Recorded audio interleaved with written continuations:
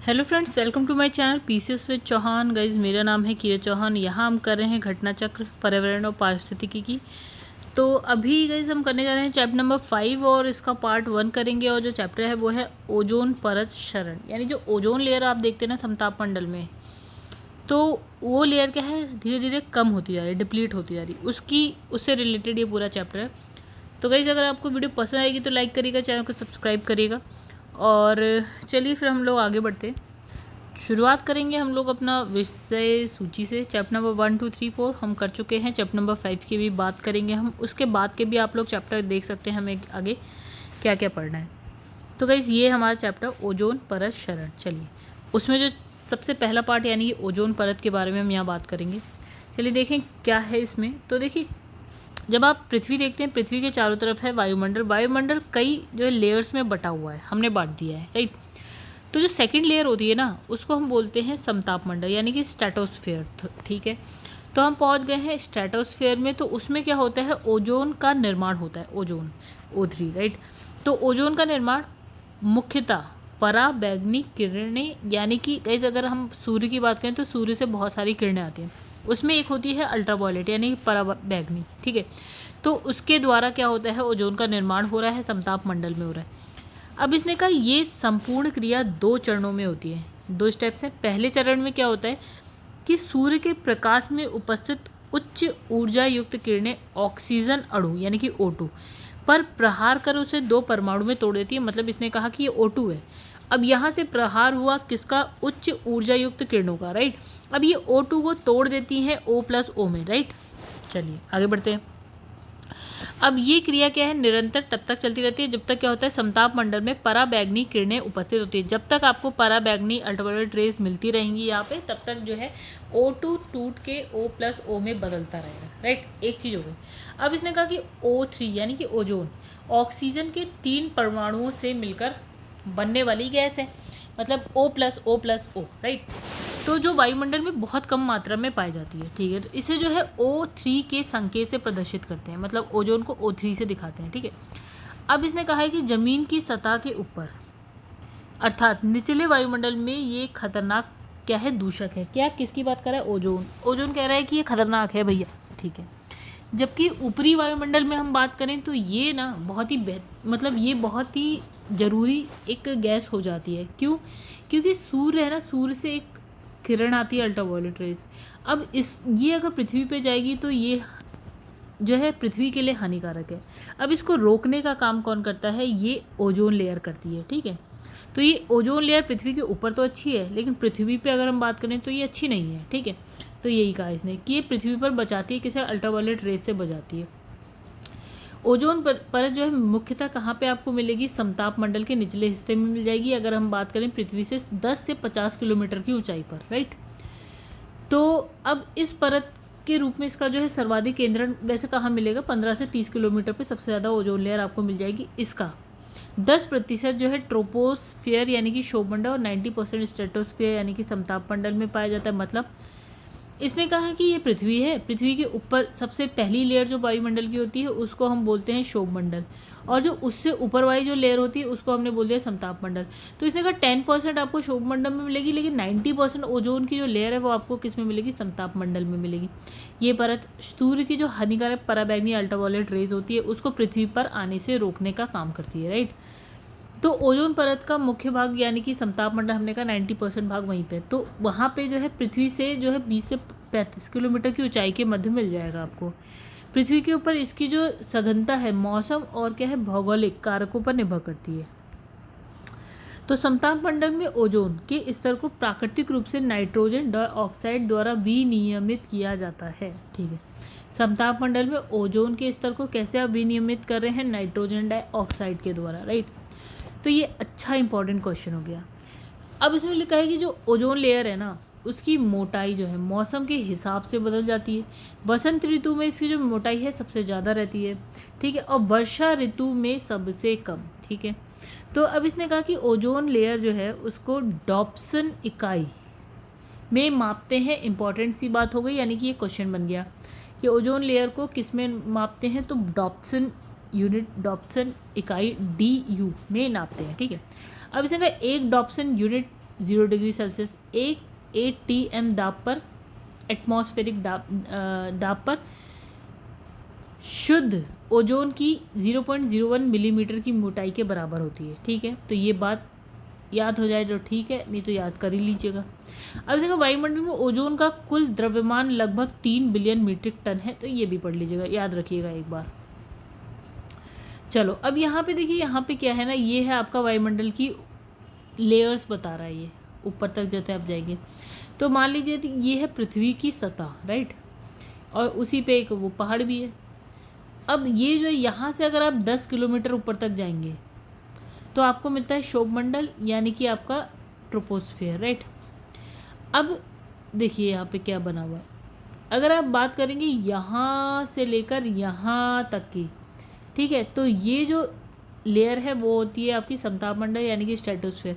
अब हमने क्या देखा यहाँ पे, हमने देखा यहाँ है शोभमंडल, यहाँ है समताप मंडल, इन दोनों के बीच में एक लेयर होती है जो इन दोनों को अलग करती है, उसका नाम है शोभ मंडल से ही रिलेटेड है तो शोभ सीमा हो गई। ठीक है, शोभ सीमा। अब इसने कहा कि 20 किलोमीटर, देखिए अगर हम बात करें समताप मंडल तो यहाँ से स्टार्ट हो गया, ठीक है, हम कहते हैं कि लेकिन अगर हम O3 की बात करें तो समताप मंडल में O3 यानी ओजोन होती है, लेकिन सबसे ज़्यादा कहाँ होती है, 20 किलोमीटर से आपको 30 से 35 किलोमीटर तक मिलेगी, 35 मान लो, 35 किलोमीटर तक आपको ओजोन लेयर की सांद्रता बहुत ज़्यादा मिलेगी। ठीक है, 20 से 35। अब इसने कहा कि 35 से जब आप 50 की तरफ जाते हैं तो यहाँ पे है समताप सीमा है, फिर और यहाँ 100 तक है मध्यमंडल। तो इसमें सही से तो वैसे नहीं दिखा है, बस इसमें मेन दो चीज़ों का आप मान लीजिए, शोभमंडल और समताप मंडल। ठीक है, आगे बढ़ जाते हैं हम लोग।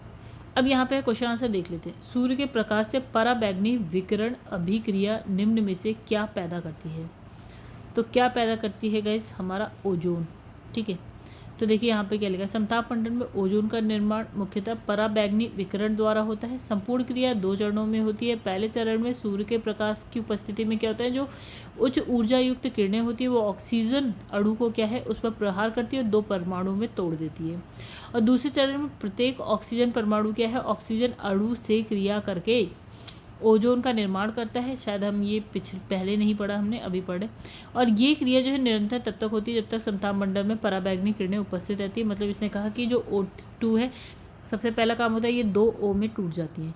अब ये O क्या करता है, ये अकेला O जो है ना एक ऑक्सीजन से क्रिया करता है और ये मिलके क्या बनाती हैं, O3 बनाती हैं। और ये क्रिया तब तक चलती रहती है जब तक समताप मंडल में आपकी पराबैंगनी किरणें उपस्थित रहती हैं।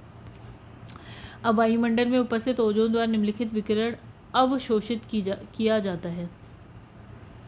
किसको अवशोषित किया जाता है, तो पराबैंगनी किरणों को अवशोषित किया जाता है ओजोन के द्वारा। तो इसने कहा ओजोन जो है ऑक्सीजन के 3 परमाणु से मिलकर बनने वाली क्या एक गैस है जो वायुमंडल में बहुत कम मात्रा में पाई जाती है और जमीन की सतह के ऊपर अर्थात निचले वायुमंडल में एक खतरनाक दूषक है। जबकि अगर हम बात करें ऊपरी वायुमंडल में तो ओजोन परत के रूप में ये जो है सूर्य की पराबैंगनी किरणों या अल्ट्रावायलेट किरणों से पृथ्वी के जीवन को बचाती है। ओजोन बायोस्फीयर को बचाती है, किससे, रिपीट हो रहा है क्वेश्चन, आप लोग देखिएगा। वायुमंडल में उपस्थित ओजोन पर अवशोषित करती है, क्वेश्चन है, रिपीट हो रहा है, ये आप देखिएगा। वायुमंडल में ओजोन परत क्या काम करती है, ये भी आपका रिपीट हो गया क्वेश्चन, आप देखिएगा। ठीक है, और इसमें है ओजोन परत मानव के लिए उपयोगी है क्योंकि ये सूर्य की अल्ट्रावायलेट किरणों को पृथ्वी पर आने नहीं देती, ये भी हो गया क्वेश्चन, रिपीट। आगे बढ़ते हैं। अब लिखा है निम्नलिखित युग्मों में से कौन गलत है, ये बताना है। तो देखिए यहाँ पे है ओजोन परत जो है इसमें लिखा है ट्रोपोस्फियर, गलत, ये हो गया, ये वाला गलत है। ठीक है, ये समताप मंडल स्ट्रेटोस्फियर में होती है। तो ये कहाँ मिलेगी आपको, समताप मंडल स्ट्रेटोस्फियर 10 से 50 किलोमीटर की ऊंचाई पर रहती है। ओजोन परत मुख्यतः जहाँ रहती है वो है आपका स्ट्रेटोस्फियर यानी कि समताप मंडल में। तो इसने कहा कि इसके निचले हिस्से यानी पृथ्वी से 10 से 50 किलोमीटर की ऊंचाई पर अवस्थित रहती है, लेकिन इसका सबसे ज़्यादा केंद्रण इसने कहा है 15 से 30 किलोमीटर पर। 10% जो है आपकी ओजोन वो आपको मिलेगी शोभमंडल पे, 90% मिलेगी समताप मंडल में। और ये जो है सूर्य की जो हानिकारक पराबैंगनी यानी कि अल्ट्रावायलेट किरणें हैं उसको पृथ्वी पर जाने से रोकती है। तो गाइस ये हो गया आपका क्वेश्चन, रिपीट आप देख लीजिएगा। ठीक है, निम्नलिखित में से इसमें ओजोन का सर्वाधिक संकेंद्रण मिलता है, मतलब सांद्रता कहाँ मिलती है? तो बहुत ही आसान सी बात है, आपका स्ट्रेटोस्फेयर यानी कि समताप मंडल में मिलती है।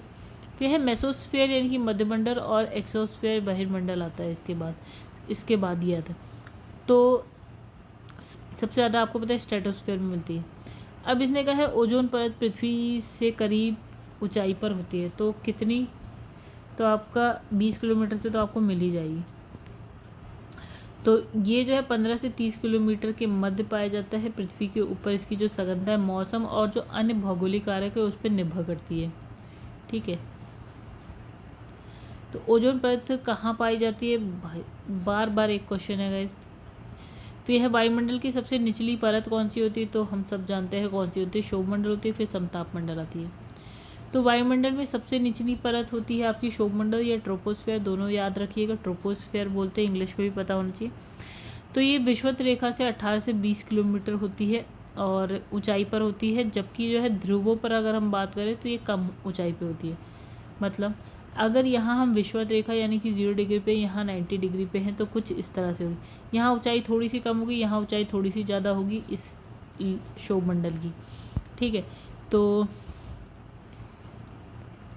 इसने कहा इसके ऊपर समताप मंडल, फिर उसके ऊपर मध्यमंडल, फिर तापमंडल, फिर बहिर्मंडल आता है। मौसम की प्राय सभी घटनाएं कहाँ, जैसे कि बादल, ओले, कोहरा, तुषार, मेघ गर्जन, आंधी, तूफान, ये सब आपको कहाँ मिलेगी? क्षोभमंडल में ही मिलेगी, जो सबसे पहली लेयर होती है। अच्छा, समताप मंडल में अगर हम बात करें, ओजोन के स्तर को प्राकृतिक रूप से विनियमित कौन कर रहा है? नाइट्रोजन डाइऑक्साइड करता है, ठीक है।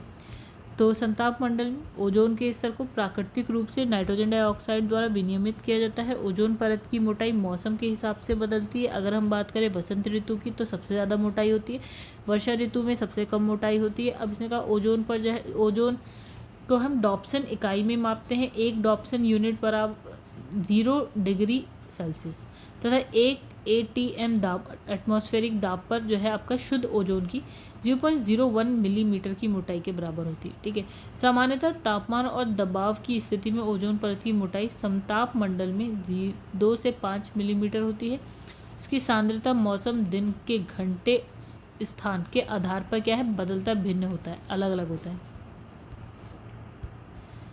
चलिए आगे हम देखते हैं, यहाँ लिखा है ओजोन परत क्षरण, ठीक है। अब इसने कहा सबसे पहले ब्रिटिश दल ने 1980, इंपॉर्टेंट बात चल रही, तो सबसे पहले ब्रिटिश दल था, उसने 1985 में टोटल ओजोन मैपिंग स्पेक्ट्रोमीटर की मदद से अंटार्कटिका के ऊपर ओजोन छिद्र का पता लगाया। यह है पृथ्वी, नीचे वाला जो है वो है अंटार्कटिका। तो ये अंटार्कटिका पे पहुँचे, उसके ऊपर उन्होंने देखा ओजोन छिद्र। किसकी मदद से इन्हें पता लगाया? Total ozone mapping spectrometer. कब? 1985। किसने? ब्रिटिश दल, ओके। तो ओजोन छिद्र के लिए क्लोरोफ्लोरोकार्बन उत्तरदायी है, ये एक प्रदूषक है। क्लोरोफ्लोरोकार्बन क्लोरीन, फ्लोरीन, कार्बन के मानव निर्मित यौगिक हैं, ठीक है, हम लोगों ने बनाया हुआ है। ये रासायनिक ग्रीन हाउस प्रभाव में योगदान देने के साथ ओजोन परत की ओजोन गैस से अभिक्रिया करके ओजोन को ऑक्सीजन के रूप में विघटित करती है, जिससे ओजोन परत का क्षरण होता है। मतलब CFC क्या करती है? O3 को तोड़ती है, O2+O में कर देगी, मतलब ओजोन को इसने कम कर दिया। एक ओजोन को यहाँ पे हमने कम करके दिखा दिया, CFC ये काम करती है, ठीक है। तो यहाँ से क्या होता है? ओजोन परत का क्षरण, यानी कि ओजोन परत कम होती जाती है, डिप्लीट होती जाती है। अब क्लोरोफ्लोरोकार्बन मानव निर्मित रसायनों का समूह है जो रंगहीन, गंधहीन है, ना रंग है ना गंध है, सरलता से द्रव में परिवर्तित हो जाती है, और ये ओजोन परत के ह्रास के लिए उत्तरदायी प्रमुख गैस है। अच्छा, ये एक अत्यधिक स्थायी यौगिक है जो वायुमंडल में 80 से 100 वर्ष तक रह सकता है, मतलब इतनी खतरनाक है।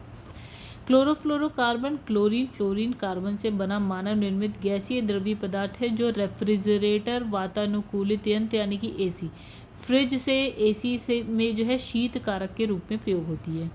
चलो, तो 1960 में के दशक में क्या होता है? Refrigerator, air conditioner, spray case, फिर है विलायक हो गए, फोम के निर्माण हो गए, दाबीकृत प्रसाधन हो गए आपके उद्योगों में सूक्ष्म मार्जन कार्य, फिर कार्यों, इलेक्ट्रॉनिक अवयवों की सफाई करने, अन्य अनुप्रयोगों में इसका जो है उपयोग बढ़ता जा रहा है। 1960 के दशक से ये सारी चीज़ें बढ़ी। इसका प्रयोग रेफ्रिजरेटर के साथ साथ प्लास्टिक, फोम, एयर कंडीशनर, विमान प्रणोदक आदि इन सब चीज़ों में, मतलब इसने ये कहा कि क्लोरोफ्लोरोकार्बन कहाँ कहाँ पे यूज़ होती है। तो यहाँ तक की कहानी है, कहाँ कहाँ पे यूज़ होती है। आगे बढ़ते हैं। अब इसमें लिखा है फ्रिजों में प्रशीतक के रूप में भरी जाने वाली गैस का विपणन सामान्यतः मैफ्रोन ब्रांड नाम के तहत किया गया और सामान्यतः हेलोनिक हाइड्रोकार्बन एच, ये क्या होता है हेलोनिक हाइड्रोकार्बन या HCF, मतलब डाई क्लोरो डाई फ्लोरो मिथेन HCFC आदि ये सब है हेलोनिक हाइड्रोकार्बन। ठीक है। हालांकि अमोनिया भी प्रशीतक के रूप में जो है बड़े संयंत्रों में प्रयुक्त होता है। ठीक है। अब देखिए यहाँ पे कहानी क्या, ओके खतरनाक, ये क्लोरोफ्लोरोकार्बन द्वारा ओजोन परत का क्षरण हो रहा है। भैया समझो अब इसे कैसे हो रहा है। तो देखिए यहाँ पे क्या है, शुरुआत कहाँ से करें इस डायग्राम की। तो वैस इसे समझने की मैंने बहुत कोशिश करी, फ़िलहाल ये डायग्राम मुझे यहाँ पे समझ नहीं आया। ठीक है, इसे आप लोग एक बार देख सकते हैं। आगे हम यहाँ पे बढ़ जाते हैं। अभी वायुमंडल में विद्यमान ओजोन परत सूर्य से आने वाली जो हानिकारक पराबैंगनी किरणें हैं उसको रोकने का काम करती है। इससे पृथ्वी पर जीवन क्या होता है, सुरक्षित रहता है। ओजोन परत की क्षीणता के लिए क्या उत्तरदायी गैस कौन कौन सी है, मतलब ओजोन परत को कम करने में कौन कौन सी गैस उत्तरदायी। तो CFC हमने देख लिया, हेलोजन्स हो गया आपका, नाइट्रस ऑक्साइड हो गया आपका, टाई क्लोरो एथिलीन हो गया, हेलोन 1211 1301। तो ये एटलीस्ट इतनी तो इम्पॉर्टेंट है, आप याद रखिएगा। कैसे भी याद रखिए, आपकी जिम्मेदारी कैसे याद रखना है, बट याद रखिएगा। वायुमंडल में उपस्थित ओजोन के क्षरण को का जो है क्लोरोफ्लोरोकार्बन एक प्रमुख कारण है। अच्छा, जो ध्रुवीय भागों में ओजोन का निर्माण धीमी गति से होता है वायुमंडल में। ठीक है। अतः ओजोन का क्षरण का प्रभाव जो है सबसे ज़्यादा ध्रुवों पर ही आपको दिखाई देगा। ठीक है। अब इसमें लिखा है ध्रुवीय समतापीय बादल, ये थोड़ी सी बात अलग हो जाती है, इंपॉर्टेंट बात है। सॉरी, ध्रुवीय समताप मंडलीय बादल इंपॉर्टेंट है। ठीक है। इसमें उपस्थित क्या नाइट्रिक एसिड अम्ल क्लोरोफ्लोरोकार्बन से अभिक्रिया कर क्लोरीन का निर्माण करती है। ठीक है। अब समझिए, नाइट्रिक एसिड जो है क्लोरोफ्लोरोकार्बन से अभिक्रिया करती है और क्लोरीन का निर्माण करती है। अब ये क्या करती है, ओजोन परत में प्रकाश रासायनिक विनाश के लिए उत्तरदायी होती है। अच्छा, चूंकि ध्रुवीय समताप मंडलीय बादल ऐसा माध्यम है जहां क्लोरीन यौगिक ओजोन परत का विनाश करने वाले क्लोरीन कणों में परिवर्तित हो जाते हैं और अतः ओजोन परत में छिद्र का निर्माण करने में इनकी उपस्थिति आवश्यक है। ठीक है। ओजोन छिद्र का सर्वाधिक निर्माण इसने कहा अंटार्कटिका दक्षिणी ध्रुव के ऊपर होता है। सिंपल सी बात, आगे बढ़ते हैं। अब इसमें से कौन जो है CFC के लिए सत्य नहीं है, ये प्रशीतकों के रूप में प्रयोग होती है, बिल्कुल सही। ग्रीन हाउस प्रभाव में योगदान नहीं देती है, ये गलत है, देती है। समताप मंडल में ओजोन घटाने में उत्तरदायी होती है, बिल्कुल सही है। निचले वायुमंडल में अक्रियाशील होती है, बिल्कुल सही है। ठीक है। तो जलवाष्प, कार्बन डाइऑक्साइड दो मुख्य ग्रीन हाउस गैसेस हैं। अतः ग्रीन हाउस गैसेस में methane, ozone, CFC, nitrous oxide ये भी है। तो CFC क्लोरीन, फ्लोरीन, कार्बन के मानव निर्मित यौगिक हैं और ये रासायनिक ग्रीन हाउस प्रभाव में योगदान देने के साथ साथ ओजोन परत की ओजोन गैस से अभिक्रिया करके ओजोन को ऑक्सीजन के रूप में विघटित कर देती है, जिससे ओजोन परत का क्षरण होता है। अब इसने कहा कौन सा गलत है, carbon dioxide thermal power station लिखा है। ठीक है। फिर है क्लोरोफ्लोरोकार्बन ऑटोमोबाइल लिखा है। ठीक है।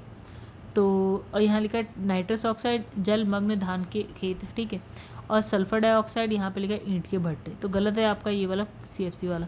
देखिए CFC जो है क्लोरीन, फ्लोरीन, कार्बन से बना मानव निर्मित गैसीय द्रव्य पदार्थ है जो कि रेफ्रिजरेटर यानी AC में शीत कारक के रूप में यूज़ होता है और वायुमंडल में उपस्थित जो ओजोन क्षरण के लिए CFC एक प्रमुख कारक है। ओजोन छिद्र के लिए कौन उत्तरदायी है, तो भैया फिर रिपीट हो गया क्वेश्चन हमारा। तो आंसर है आपका CFC, ऑप्शन है D, ओजोन छिद्र का कारण है। आंसर है CFC। तो फिर से वही चीज़ें लिखी है।